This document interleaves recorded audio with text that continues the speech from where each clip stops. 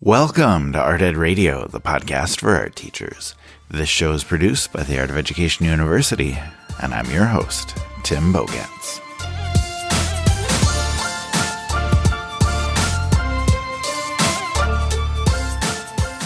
Today, I want to talk about museums and museum education and how teachers can hopefully connect with museum educators to offer some new types of opportunities for our students.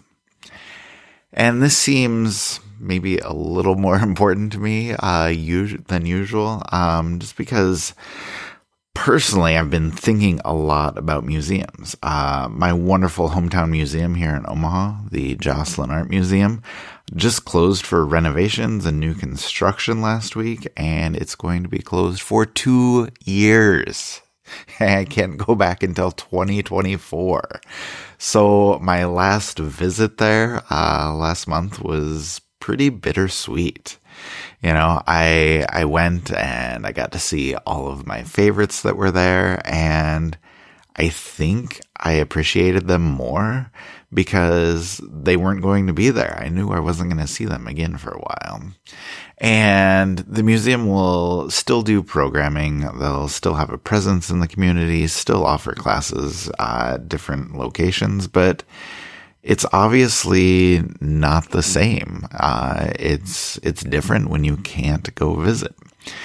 And so anyway, with that closure and just thinking about all of the things that we might be missing out on, it got me thinking about whether or not we appreciate what our museums have to offer.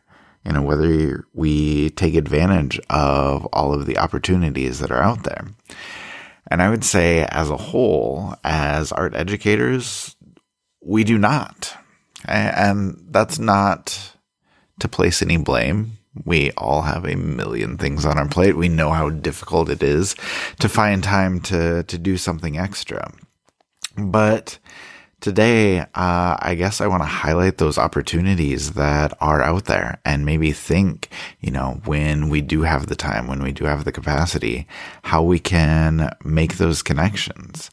Okay, so I want to talk today about how we can get together with museum educators and take advantage of the opportunities that are out there. Okay, and my guest today is going to be Kara Fedje. She is a museum educator and current doctoral student at Florida State University. She has just a plethora of ideas on how to make museums more inclusive, how to help foster that sense of community and that sense of belonging that we're always looking for. So let's talk to her. Let's find out more about how she wants to make the museum accessible to everyone and what we can do as teachers to play a part in that endeavor.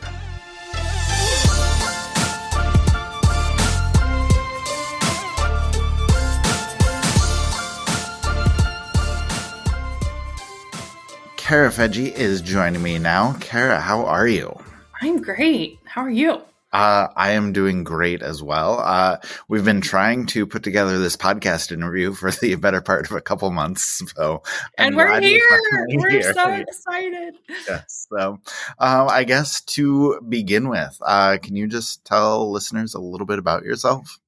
Yeah, of course. First, let me just say a huge thank you, Tim, for having me on the Art of Ed University podcast. I'm so stoked to be here.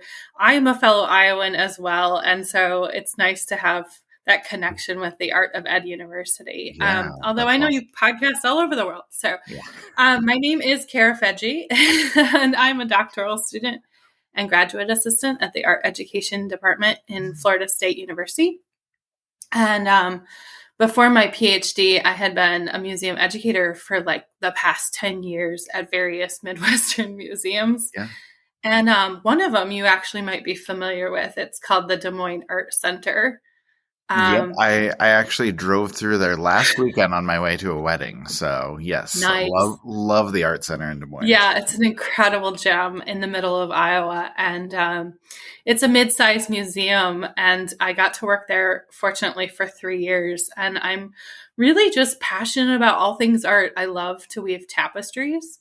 but I also geek out on everything museum related. Mm-hmm. And in fact, this morning, the reason I'm so great is I got to participate as a facilitator with at an international conference actually put on by Institute for Learning Innovation. And the conference is called Connected Audiences. And I recommend it to everybody. I think we're going to meet in Berlin in 2022. But we discussed how cultural organizations can connect with audiences and really focused in on like, what's the value of a museum? Why is it important to measure success, and how do you define success? And so it was really pertinent. And so I guess that's why I'm bringing it up. And, but also I'm really interested in like, just in general, how we advance diversity, equity, accessibility, and inclusion in art museums. And I just wonder, like, how do we measure and define and understand what a sense of belonging is in museums? Because a lot of people don't always love them. Obviously, there's a lot of people who do, but we'll talk more about that in a minute. Yeah, for sure. I think as art teachers, we're always looking for similar goals, I guess, as far as just being able to create the sense of belonging with our students. And so I see some similarities there. And I think there are probably some connections to be made. So like you said, we can talk about that more in a little bit. But before we get there, I guess I'm curious to know more about what you do as a museum educator. Like, what does your job entail on a day-to-day basis? And also just thinking like big picture, what are some of the bigger goals that you're trying to accomplish? It's a great question. And I think it's a good question for a museum educator because every day is different. And that's true for a lot of fields, for art teachers too, right? I was going to say, for teachers, that's the beauty of the job. So, it defines our role, right? But a typical day at the Des Moines Arts Center when I was there was writing, implementing, and facilitating learning programs. Mm-hmm. And for me, I was working with kids and families in the art museum. So I was really lucky to be able to create a program called Entirely Kids Day. And basically what it was is like a family day where we'd have about 1,500 people in a day. Yeah. And we did it 3 times a year. It was really cool. And we incorporated kid-friendly performances, gallery tours, book readings, and of course, food and art. And it really felt like a community. So I loved doing these, and it was making participatory experiences that really involved all of the senses for children and families. And I'll tell you this, actually maybe a few times, I even dressed up as a pirate, a safari guide, and a superhero. Yes, I love all of those. I would meet the kids exactly where they are in full character, and they would be in character too. And we'd read books, and we'd do a search through the gallery for treasure chests, full on with like prompts and activities. And it was, for me, what the theorist Csikszentmihalyi would call a flow experience. And a lot of teachers know this is like what we aspire for. And it was so much fun. Like that time went so fast. And so all of this is to say, I think museums, like art classrooms, are for everyone, including kids and families. Oh, that's awesome. Also, can I just say that I appreciate you being able to pronounce Csikszentmihalyi's name correctly? Like, I've never been able to do it. So. Yeah, it's challenging. So many consonants in a row. It's so hard. Right.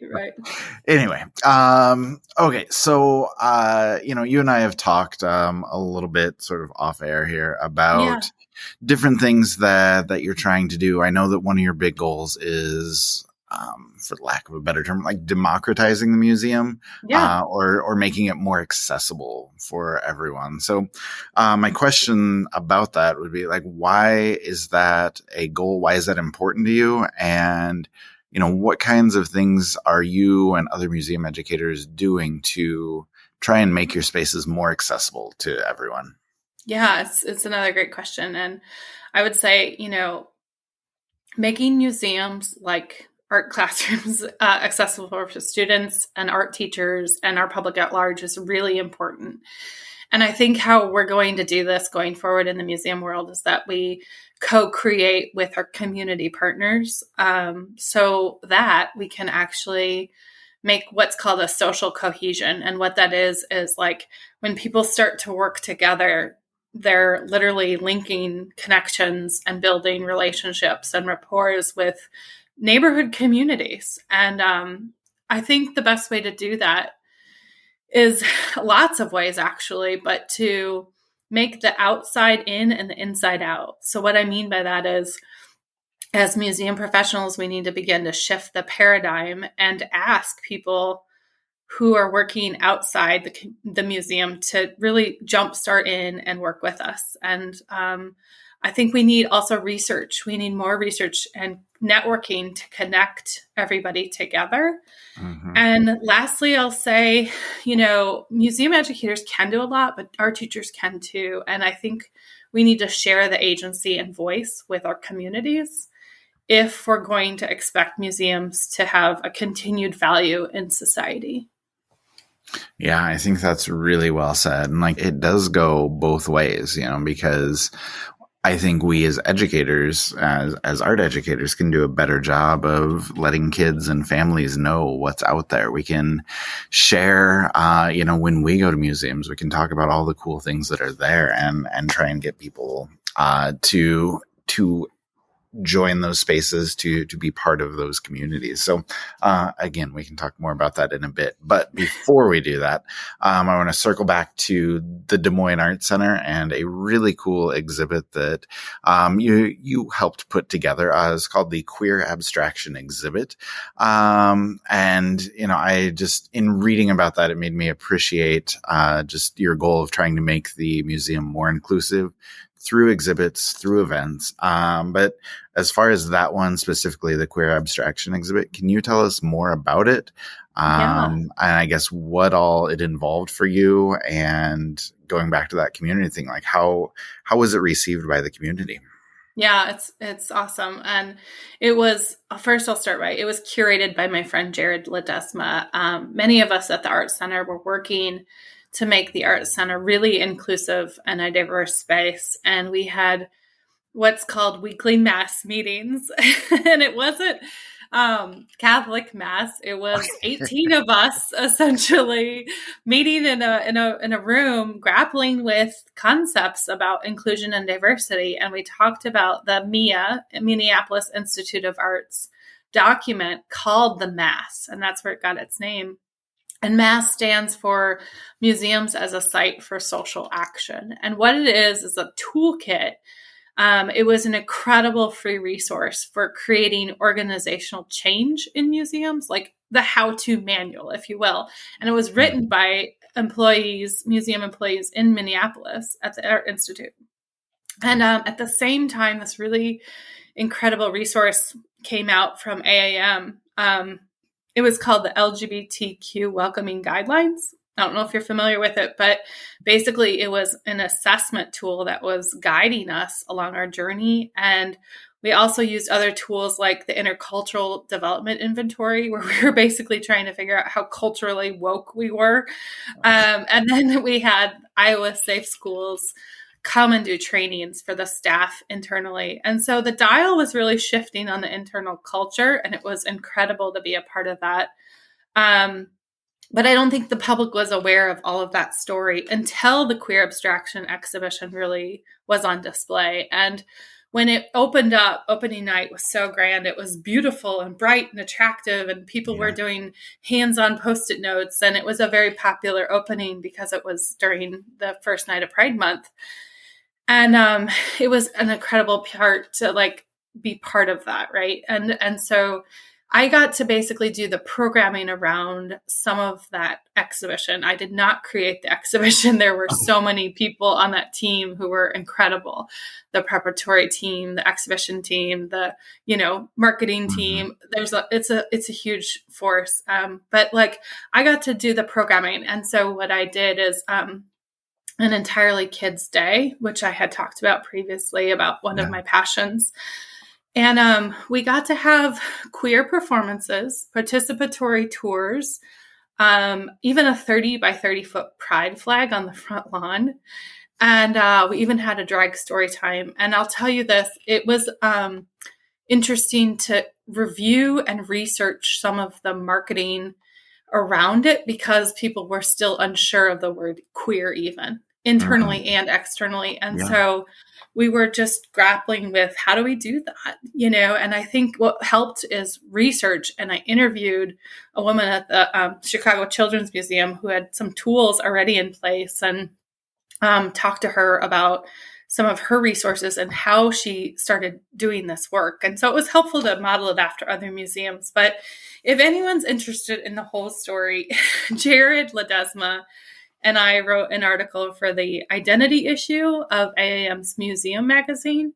It was published in 2020, and the article was called Abstract Art, Concrete Goals.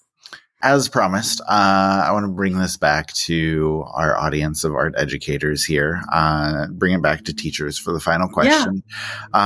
Just because, we hear from people who listen to this, people who come to our conferences, a lot of teachers are looking for guidance or looking for opportunities on how they can connect with museums. So question for you is how can teachers find out more about what museums have to offer? How can they connect with museum educators? And I guess in general terms, just what kinds of opportunities are out there? Yeah. I want to say this first. I think I live in a dream world where museums and schools could really operate on the same plane, because I think we'd be an incredible learning force, a team to work together. And so my advice for teachers is just to stay alive. No, I'm just kidding. My advice to teachers, especially during the pandemic, is that you are doing incredibly challenging work. And I want to acknowledge that. And I want to ask one more favor of all of the teachers and say, reach out to your local museum.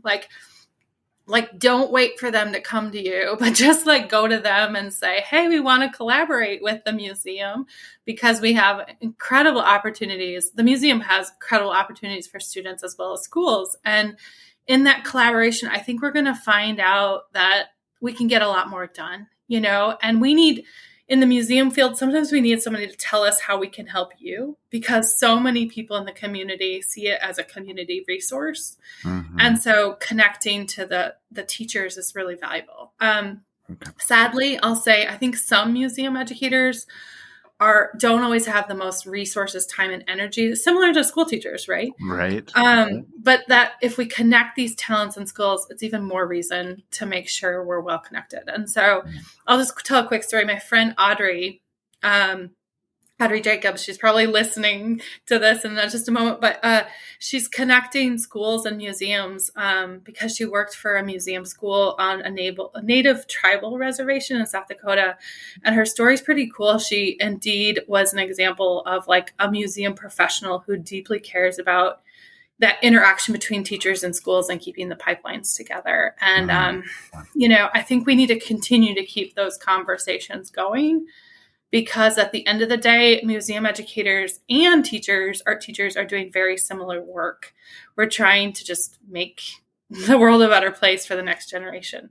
And so while I may not have concrete examples of it right now, I think that, museum educators and art teachers have a lot of work ahead to collaborate. And I'm excited about this next journey.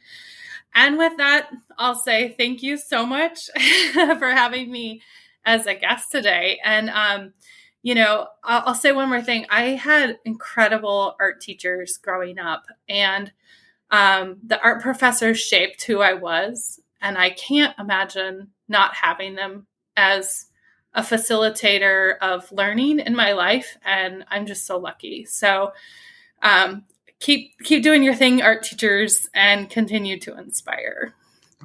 Thank you. We appreciate that. I know that's a message that a lot of art teachers need to hear right now. So, Kara, thank you so much for the conversation. It was great talking to you, and hopefully we can do it again sometime. Absolutely. Thank you so much. Have a great day.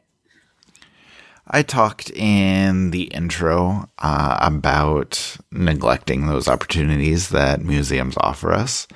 And, I'm guilty of that myself. And you get so wrapped up in what you're doing in your classroom, in all of the effort it takes just to teach on a day-to-day basis. And you don't have the time or the energy to look outside yourself and look outside of your classroom.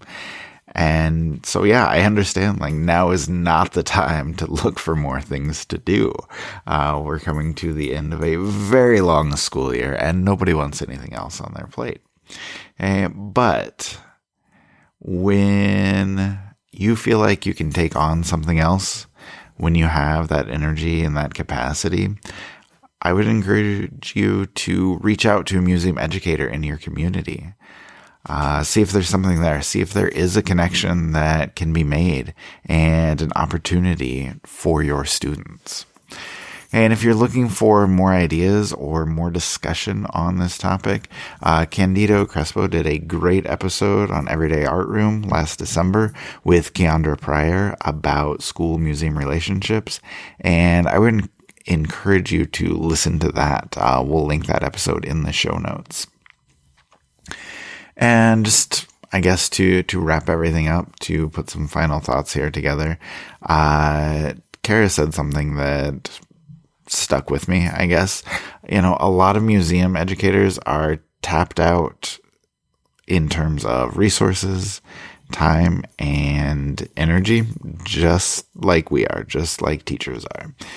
But eventually that can be an even better reason to connect, to collaborate, to share our talents and our skills. It can make life easier for everyone, and it can give you and your students something new, something exciting, something to look forward to. You know, it doesn't have to be right now, but it can be a goal for when you're ready, when you have that capacity to do so. And reaching out, making those connections will offer some great opportunities for your students, and you will be glad that you made that connection.